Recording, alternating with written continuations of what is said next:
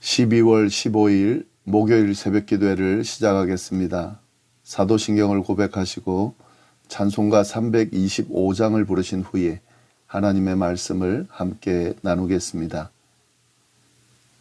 오늘 하나님께서 저희에게 주신 말씀은 전도서 4장 1절부터 16절까지의 말씀입니다. 내가 다시 해 아래에서 행하는 모든 학대를 살펴보았도다. 보라, 학대받는 자들의 눈물이로다.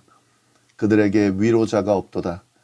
그들을 학대하는 자들의 손에는 권세가 있으나 그들에게는 위로자가 없도다. 그러므로 나는 아직 살아있는 산자들보다 죽은 지 오랜 자들을 더 복되다 하였으며 이 둘보다 아직 출생하지 아니하여 해 아래에서 행하는 악한 일을 보지 못한 자가 더 복되다 하였노라. 내가 또 본즉 사람이 모든 수고와 모든 재주로 말미암아 이웃에게 시기를 받으니 이것도 헛되어 바람을 잡는 것이로다. 우매자는 팔짱을 끼고 있으면서 자기의 목만 축내는도다. 두 손에 가득하고 수고하며 바람을 잡는 것보다 한 손에만 가득하고 평온함이 더 나으니라. 내가 또다시 해 아래에서 헛된 것을 보았도다. 어떤 사람은 아들도 없고 형제도 없이 홀로 있으나 그의 모든 수고에는 끝이 없도다. 또 비록 그의 눈은 부요를 족하게 여기지 아니하면서 이르기를 내가 누구를 위하여는 이같이 수고하고 나를 위하여는 행복을 누리지 못하게 하는가 하여도 이것도 헛되어 불행한 노고로다. 두 사람이 한 사람보다 나음은 그들이 수고함으로 좋은 상을 얻을 것임이라. 혹시 그들이 넘어지면 하나가 그 동물을 붙들어 일으키려니와 홀로 있어 넘어지고 붙들어 일으킬 자가 없는 자에게는 화가 있으리라. 또 두 사람이 함께 누우면 따뜻하거니와 한 사람이면 어찌 따뜻하랴. 한 사람이면 패하겠거니와 두 사람이면 맞설 수 있나니 세 겹줄은 쉽게 끊어지지 아니하느니라. 가난하여도 지혜로운 젊은이가 늙고 둔하여 경고를 더 받을 줄 모르는 왕보다 나으니 그는 자기 나라에서 가난하게 태어났을지라도 감옥에서 나와 왕이 되었음이니라. 내가 본즉 해 아래에서 다니는 인생들이 왕의 다음 자리에 있다가 왕을 대신하여 일어난 젊은이와 함께 있고 그의 치리를 받는 모든 백성들이 무수하였을지라도 후에 오는 자들은 그를 기뻐하지 아니하리니 이것도 헛되어 바람을 잡는 것이로다. 아멘. 오늘은 전도서 4장 말씀을 함께 나누도록 하겠습니다. 오늘 본문을 보면 이 전도서의 전체 주제인 모든 것이 헛되다라고 하는 그 주제의 구체적인 예가 쭉 또 나열이 되고 있는데요. 특별히 해 아래에 있는 이 세상의 학대와 눈물, 수고 등에 대한 내용들을 언급하면서 다룹니다. 먼저 1절 말씀을 보겠습니다. 내가 다시 해 아래에서 행하는 모든 학대를 살펴보았도다. 보라, 학대받는 자들의 눈물이로다. 그들에게 위로자가 없도다. 그들을 학대하는 자들의 손에는 권세가 있으나 그들에게는 위로자가 없도다. 전도자는 이 세상에 존재하는 학대와 눈물을 다룹니다. 권세자들은 약자들을 학대하고 학대당하는 자들은 눈물을 흘리지만 그들을 위로할 사람이 어디에도 없다 하는 거죠. 이러한 사실을 언급하면서 전도자는 그런 세상에는 이미 죽은 자나 출생하지 않은 자들이 차라리 더 복되다고 선언합니다. 2절 3절 말씀인데요. 그러므로 나는 아직 살아있는 산자들보다 죽은 지 오랜 죽은 자들을 더 복되다 하였으며 이 둘보다 아직 출생하지 아니하여 해 아래에서 행하는 악한 일을 보지 못한 자가 더 복되다 하였노라. 해 아래에 있는 이 세상에 존재하는 학대와 눈물을 생각해 봤을 때 또 그 학대와 눈물을 위로할 사람이 어디에도 없다라는 걸 생각해 봤을 때에 차라리 살아있는 자들보다 죽은 지 오랜 자들이 더 복되고 산자와 죽은 자보다 아직 아예 출생하지 아니한 자, 그래서 악을 보지 못한 자가 더 복되다라고 이야기하는 거죠. 그만큼 이 세상 해 아래의 상황이 극도로 처참하다는 것을 이야기하는 거죠. 그렇기 때문에 고통당하고 억울한 일을 당하고 슬퍼하는 자들을 위로하고 도와줄 그런 사람이 필요한데, 그런데 그런 위로자가 이 세상에 없다는 거예요. 그래서 차라리 죽는 것이 낫다. 아니, 아예 태어나지 않은 것이 더 낫다라고 탄식하고 있는 겁니다. 오늘날도 마찬가지죠. 오늘날도 여전히 힘없는 자들에 대한 학대와 핍박이 여전합니다. 그런데도 위로할 자가 없어요. 전도자의 탄식이 이 모든 것들을 잘 표현하는 것 같습니다. 네, 그리고 이제 전도자가 또 다른 주제를 이야기하는데요. 4절 말씀, 5절 말씀입니다. 내가 본즉 사람이 모든 수고와 모든 재주로 말미암아 이웃에게 시기를 받으니 이것도 헛되어 바람을 잡는 것이로다. 우매자는 팔짱을 끼고 있으면서 자기의 몸만 축내는도다. 사람의 수고와 재능이 이웃에게 시기를 사고 우매한 자는 스스로 파멸을 초래한다. 네, 이런 말인데요. 인생의 노력이나 성취가 궁극적인 행복을 주지 못한다는 거죠. 그렇다고 팔짱만 끼고 있는 것도 어리석은 일이라고 경고합니다. 그러면서 전도자는 한 손에 조금 적게 가지더라도 만족하고 평안을 누리는 것이 두 손에 가득 쥐고 아둥바둥 사는 것보다 낫다고 말합니다. 6절 말씀, 두 손에 가득하고 수고하며 바람을 잡는 것보다 한 손에만 가득하고 평안함이 더 나으니라.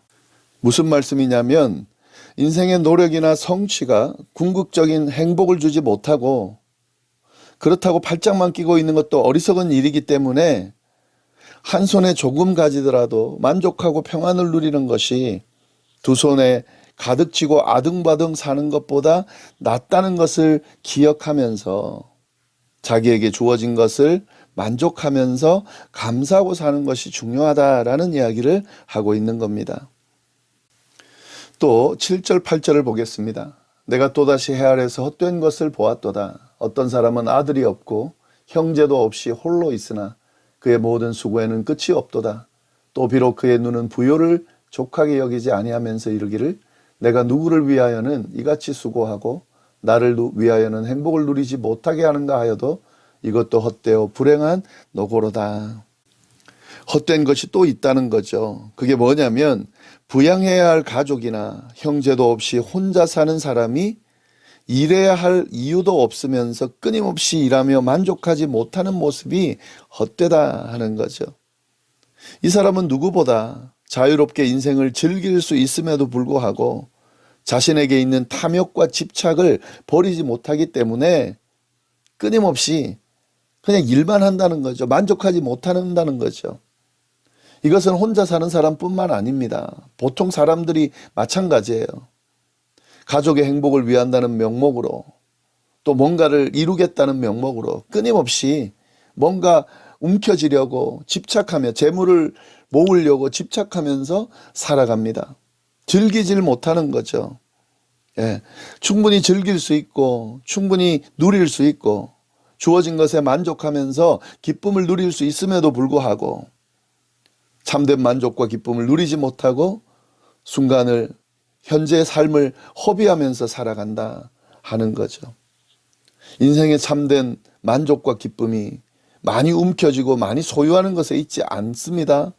근데 그걸 모르고 이렇게 헛되게 살아간다 하는 것을 지적한다는 거죠. 예, 전도자는 또 다른 주제로 이제 넘어가는데요. 9절 말씀, 두 사람이 한 사람보다 나음은 그들이 수고함으로 좋은 상을 얻을 것임이라. 혼자 일하는 것보다 두 사람이 함께 일할 때 더 좋은 결과를 얻는다는 말을 합니다. 협력하는 것이 중요하다는 거죠. 협력하는 것이 더 큰 유익이 된다는 거죠. 그러나 반면에 혼자 하면 어떻게 되는가? 10절 말씀입니다. 혹시 그들이 넘어지면 하나가 그 동물을 붙들어 일으키려니와 홀로 있어 넘어지고 붙들어 일으킬 자가 없는 자에게는 화가 있으리로다. 혼자 있으면 둘이 있는 것보다 안 좋다는 거죠. 예, 혼자 있다가 넘어지면 일으켜줄 사람이 없다는 거죠. 둘이 있다면 일으켜줄 수 있는데 혼자 있다는 것은 그런 도와줄 사람이 없기 때문에 둘이 있는 것보다 좋지 않다 라고 이야기하는 거죠. 함께하는 것이 더 중요하다는 것을 이야기합니다. 분열하고 이기적으로 자기만 생각하는 것은 화를 일으킨다 하는 거죠. 그래서 11절 12절 말씀이 또 똑같은 말씀입니다. 또 두 사람이 함께 누우면 따뜻하거니와 한 사람이면 어찌 따뜻하랴. 한 사람이면 패하겠거니와 두 사람이면 맞설 수 있나니 세 겹줄은 쉽게 끊어지지 아니하느니라. 우리가 잘 알고 좋아하는 말씀이죠. 두 사람이 누우면 추운 날씨에도 불구하고 따뜻하고, 한 사람이면 패하지만 두 사람이면 능히 이긴다는 거죠. 세 겹줄은 쉽게 끊어지지 않는다는 거죠. 서로 협력할 때 막강한 힘을 갖게 된다. 동력하고 협력할 때 인생의 허무와 비애를 극복할 수 있다는 의미의 이야기입니다. 예, 우리의 인간의 모습을 보면은요, 끊임없이 이기적이고 혼자 뭘 하려고 합니다. 그러나 그것은 지혜로운 방법이 아닙니다. 허무한 일일 뿐입니다. 두 사람이 함께 협력하는 것이, 세 사람이 함께 협력하는 것이, 여러 사람이 함께 협력하는 것이, 그것이 우리의 모든 삶의 문제들을, 허무함들을 극복하는 아주 중요하고 소중한 비결이라는 사실을 우리가 꼭 기억할 수 있어야 하겠습니다. 네, 이어서 또 전도자는 지혜로운 청년과 어리석은 왕을 비교를 하면서 또 그의 이야기를 합니다. 13절부터 16절까지의 말씀입니다. 가난하여도 지혜로운 젊은이가 늙고 둔하여 경고를 더 받을 줄 모르는 왕보다 나으니 그는 자기의 나라에서 가난하게 태어났을지라도 감옥에서 나와 왕이 되었음이니라. 내가 본즉 해 아래에서 다니는 인생들이 왕의 다음 자리에 있다가 왕을 대신하여 일어난 젊은이와 함께 있고 그의 치리를 받는 모든 백성들이 무수하였을지라도 후에 오는 자들은 그를 기뻐하지 아니하리니 이것도 헛되어 바람을 잡는 것이로다. 가난하지만 지혜로운 젊은이, 늙고 둔하여 경고를 받지 않는 왕, 누가 더 유익하다는 거죠? 가난하지만 지혜로운 젊은이가 더 좋다는 거예요. 예. 왕이지만 늙고 둔한, 경고를 받지 않는 자기 마음대로 하는 이 왕의 모습이 더 좋지 않다는 거죠. 어떤 왕도 권세를 영원히 누릴 수 없습니다. 자리에서 물러나게 되고 물러나면 잊혀지게 됩니다. 그러므로 세상의 영광과 권력이 바람을 잡는 것처럼 더덥고 허무하다라는 이야기를 하는 겁니다. 사람들의 인정이나 추종 이런 것들도 언젠가는 사라져 버린다는 거죠. 지혜롭게 살아가는, 비록 청년이라도 별 볼 일 없는 자라도 지혜롭게 살아가는 청년의 삶이 훨씬 더 유익하다라는 이야기를 하는 거죠. 오늘 말씀을 쭉 정리해 보면은 이 인생이라고 하는 것이 학대와 억울함, 슬픔 이런 것들이 가득 차 있는데 위로자가 없다는 거죠. 의지할 자도 없고 사랑하고 헌신할 사람도 없다. 이처럼 허무하다. 그러나 이런 세상에서 서로 협력하고 위로하고 연합하면 그런 인생의 허물을 극복할 수 있고 거기서 허락된 귀한 가치를 즐길 수 있다, 누릴 수 있다라는 이야기를 쭉 하고 있는 겁니다. 물론 이 결론이 어떻게 됩니까? 그런 와중에서도 하나님의 인도하심과 하나님의 섭리를 깨닫고 살아가면 이 모든 것 안에서도 의미를 부여할 수 있다라고 하는 그 말씀까지 연결해 볼 수 있는 거죠. 네, 오늘 말씀 잘 다시 한번 돌아보면서 이 하나님의 말씀 또 깨닫고 적용하고 그렇게 살아갈 수 있기를 바랍니다. 기도하겠습니다. 하나님 아버지 감사합니다. 귀한 말씀으로 오늘 하루를 또 시작하게 하시니 감사합니다. 이 세상에 헛된 것들이 무엇인지를 잘 분별하고 올바르게 우리에게 주어진 삶을 기쁘고 즐겁게 살아가는 우리의 삶이 되도록 인도하여 주옵소서. 함께하는 것, 협력하는 것이 참 중요하다는 말씀을 오늘 우리가 깨달았습니다.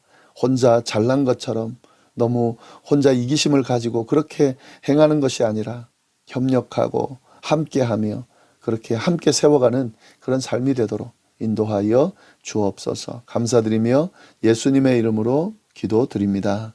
아멘.